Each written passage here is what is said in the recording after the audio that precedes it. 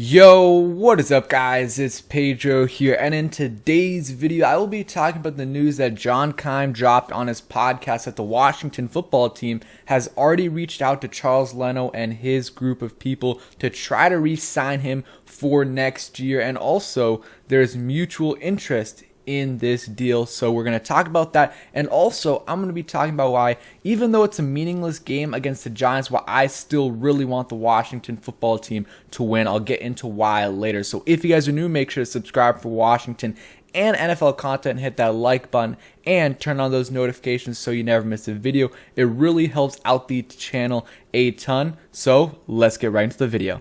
Also guys, I would appreciate if you guys could follow my Twitter. Link is in the description. Also my @ is on the screen right now. I'm trying to get to 1,000 followers. So, yesterday on John Keim's podcast, he mentioned it real quickly, didn't, dive deep into it, but I'll read the tweet again. He said, per John Keim's podcast, the Washington football team has already reached out to Charles Leno's representatives in order to re-sign him for next year. So that is really, really good news, because Charles Leno has been holding down that left side for the Washington football team this year, and he's played pretty well for us. And the biggest thing with him is he stays healthy. He has not missed a game in a long, long time. We're going to get into that in a little bit, and some more from Nikki Jabal of the Washington Post. She says Washington did reach out to Charles Leno's reps about a new deal. As John Keim reported on his podcast, the process is slow moving, but there's mutual interest in trying to get something done. So we've heard that before, especially last year with Ronald Darby, Brandon Sheriff, that there's mutual interest, and it was slow moving, but nothing ever got done. So let's hope that this actually gets done, because Charles Leno has been good for us, hasn't missed a single game. Hopefully I'm not jinxing it, knock on wood, but let's hope we are able to re-sign him. You look at his stats over the year. We'll get into the PFF in a little bit, but just in terms of him being able to play, look at this. From 2015 to 2021, he has not missed a single game. Mr. Reliable, just like Morgan Moses, but there's a little bit of a difference. The thing is,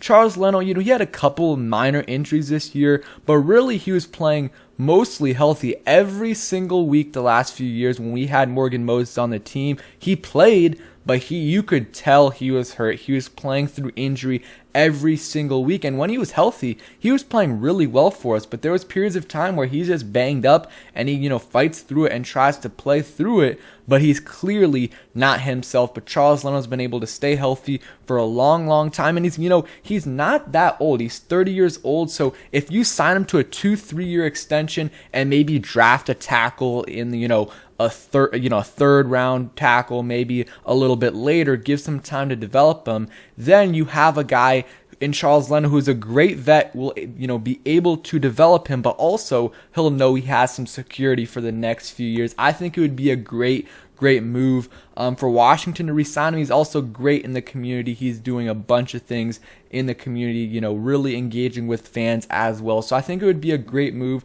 to bring him back. I think this is one of the better moves Washington did last offseason, bringing him in. I think it was a 1-year, $5 million deal. It's obviously going to be a little bit more if we can get him for a few years. Again, not really sure how much it's going to be. He's been playing at a pretty high level this year. You look at his PFF grade, it's a 79.9, so an 80, which is really, really high for PFF. Anything in the 70s is pretty good, and he's pretty much at an 80, played over 1,000 snaps. He's allowed 6 sacks, and I can't even remember that. I know the worst one was week 1 against the Chargers, and that's the sack that, Ryan Fitzpatrick got hurt on. But besides that, really haven't heard his name much, and that's good. That is good. He's good in the run game. I think he had one of the highest winning percentage in, run blocking.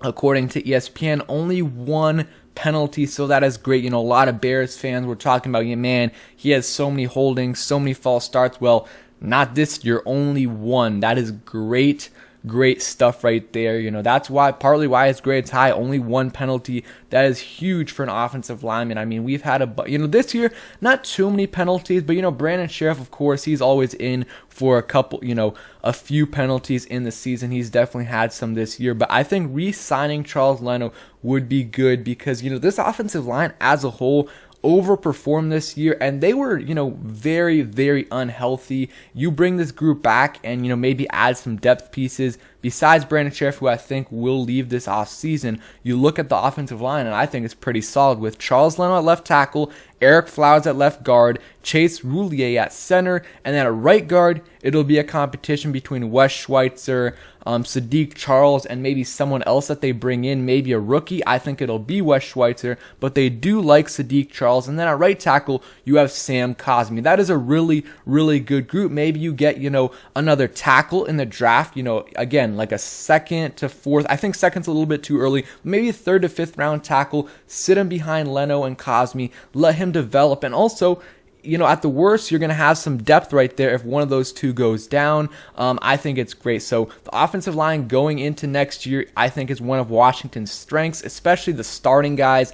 We'll need to get a little bit of depth with Brandon Sheriff leaving, likely, and with Cornelius Lucas as a free agent. We'll see if we re-sign him or not, but I'm liking how the offensive line is looking, but we have to re-sign Charles Leno to, have it, be good next year, or else we're going to have a huge hole at left tackle. If Charles Leno does leave and we cannot, get a deal done with him, then I think Sam Cosmi could switch over to left tackle, and we either get a free agent right tackle or draft someone, or maybe even Sadiq Charles at right tackle, but I think they do view him more as a guard. So that's the Charles Leno news. I really want us to re-sign him. There's a few guys I want to re-sign. We're going to talk about that in a later video. Now, I know this is off topic, but I see a lot of people who really want Washington to lose this game, and I understand it. I do understand it because it will help our draft pick, our draft, where we're selecting in the first round and, all the rounds, if we do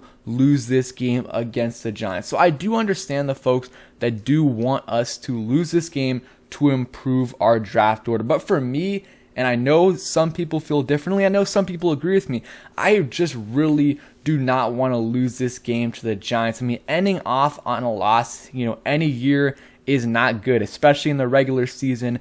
Ending off on a 5-game losing streak is going to leave a, really sour taste in a lot of these players' mouth, a lot of the coaches as well, and especially against a team like the Giants. I mean, they started off okay, I guess. They were respectable at the very best at times during the season, but the last 8 games of the season has just been terrible for them. I think they've scored 1 touchdown in their last 35 offensive drives. To lose to a team like that who's going to start Jake Fromm, I mean, that would just be pathetic going out like that. I usually, don't want to lose these games at the end of the season. There were times, throughout the years where I'm like, okay, let's lose this game, like the Dallas game at the end of the season, when we were 3-13, of course, or we were 3-12 at the time. Of course, I wanted to lose that game. It's meaningless, and we had a chance to get the number 2 overall pick, and I was fine with that. But at this point, our draft, status is going to change a little bit, but not that much to where I would want us to lose this game, especially against a team like the Giants, ending off, on a 5-game losing streak. That's just not a way to end the season off. Finish off with a dub, develop some of these young guys, and have them feeling at least, okay going into the offseason, versus if they lose, just they're not going to feel good about what's going on here. And maybe they'll start questioning stuff if they lose to Jake Fromm, who's, going to be starting because Mike Glennon is out. If they lose to, Jake Fromm and the Giants, I mean, I don't know if they're going to be still totally bought in. So that's why I want us to win this game. I'm not going to be super happy, of course, if we win. But really what I'm looking for is these young guys, De'Ami Brown, John Bates, Jamin Davis, some of these young guys to step up, have good games. Jarrett Patterson, Sam Cosmi, a lot of the young guys, out there, some of the, rookie defensive linemen, Shaka Toney. That's what I'm really looking for this game, looking for, Terry McLaurin to have a big game. But, I still do want the win. Won't look good if we lose to Joe Judge and the Giants. And I think Ron Rivera is going to have these guys ready, and we're going to win the game. So thank you guys for watching. I hope you guys enjoyed the video. I know it's a little bit of a different type of video. 2 different things we talked about, totally different topics. But let me know what you guys think about Charles Leno, how much, you would pay, and what you think, about the Giants game, and if you want to win or not. So thank you guys for watching. Hope you guys enjoyed, and peace.